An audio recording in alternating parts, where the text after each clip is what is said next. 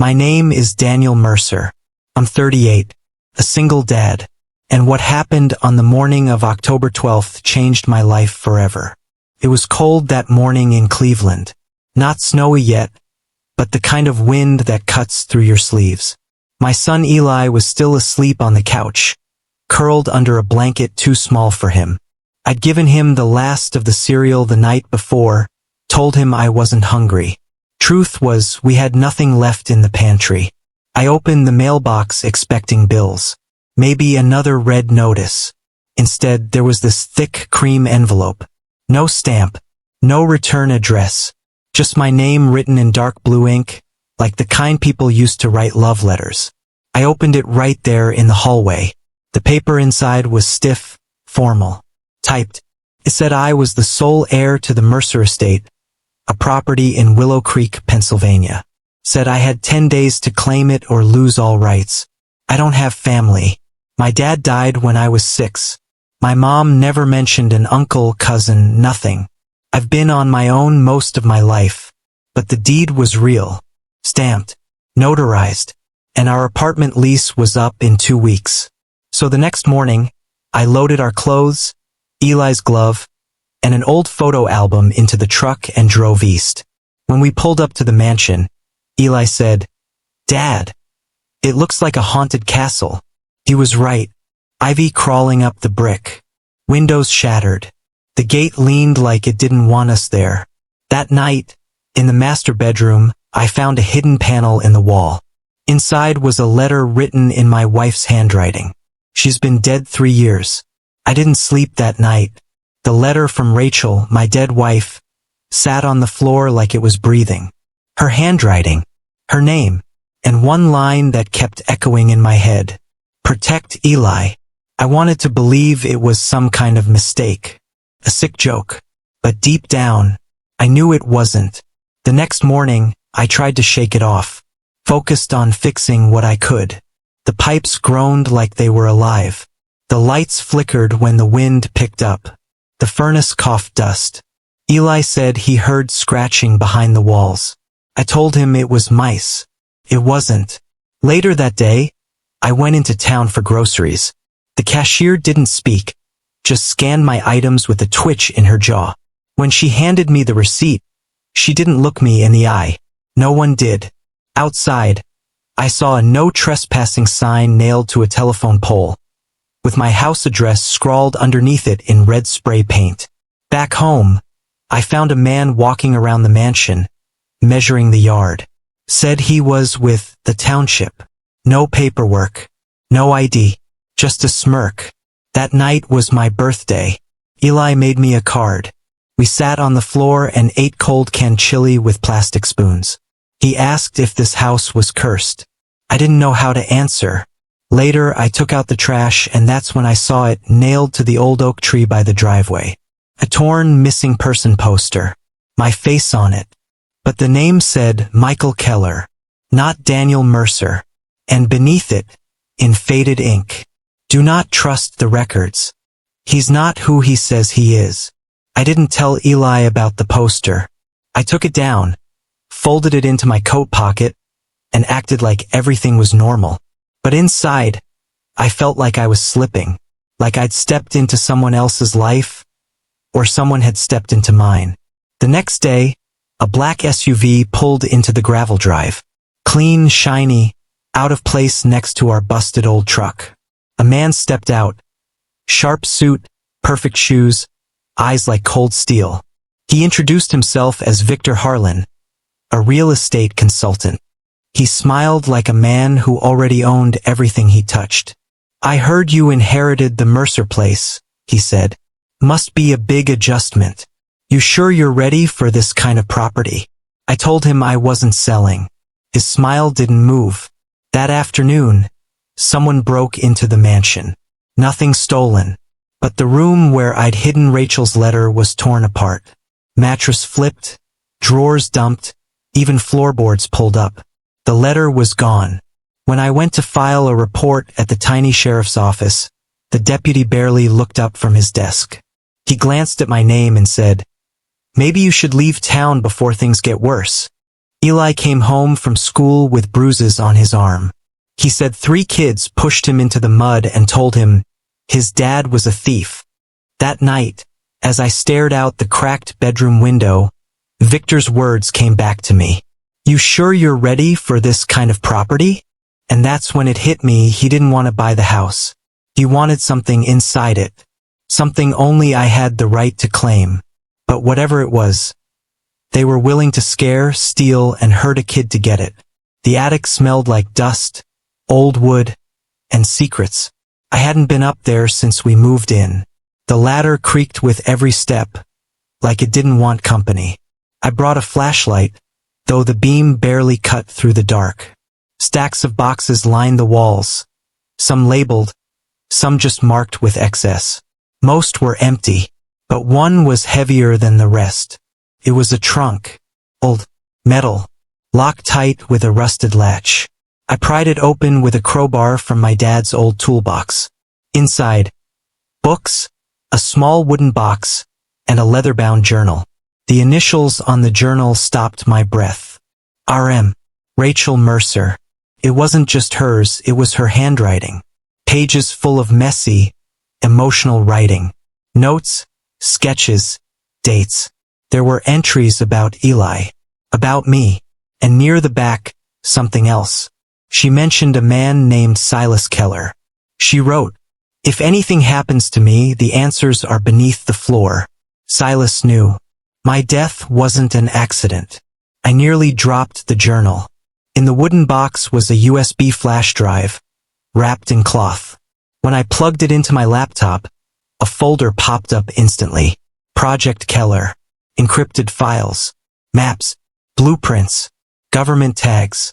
I didn't know what I was looking at, but it wasn't normal. Then the front door slammed. No wind. No footsteps. Just slam. Like the house itself was warning me. Eli yelled from downstairs, "Dad! Someone's outside!" I looked through the attic window. Car idled at the end of the drive. Same black SUV. Victor. He wasn't waiting anymore. And the journal in my hands? It held something people had already died for. Eli couldn't sleep that night. He said someone had knocked on his window. We were on the 2nd floor. I checked every corner of the property. Nothing. Just fog rolling in from the woods like it had a purpose. I stood on the porch with a flashlight in one hand and a crowbar in the other, waiting for something I couldn't name. The next morning, we found muddy boot prints by the back door. They weren't mine, and they didn't come from the woods. They came from inside the house. I called the local locksmith to change the locks. He took one look at the property and said, "You Mercer?" I nodded. He shook his head and drove away without a word. Later that afternoon, I found a small key taped inside Rachel's journal. It was paper-clipped to a note that read, "Find the iron door. Trust Clara." I didn't know any Clara, but the house did. Behind a false cabinet in the dining room, I discovered a narrow staircase that led to a sealed basement door, solid iron, with no visible handle. The key fit. Beyond it, a corridor of stone, damp, cold, walls lined with old mining tools and rusted steel brackets. At the end, a sealed hatch marked with faded yellow paint and a warning in red. Property of U.S. Energy Commission, 1986. Authorized personnel only. Before I could open it, I heard a voice. "Don't touch that." I turned around, heart racing. A woman stood in the hallway. Long coat, gray-streaked hair, a face like someone who'd lived 100 lives. "You don't know what you're standing on," she said. "And if you open that door, someone will die." I stared at the woman like she was a ghost. She introduced herself as Clara, said she used to work for my uncle, knew the house, knew me, claimed she'd been keeping an eye on it since the day it changed hands. She told me the mansion sat on top of an abandoned government energy vault, one that had been sealed shut after an accident in the 80s. My uncle had been part of the original research team.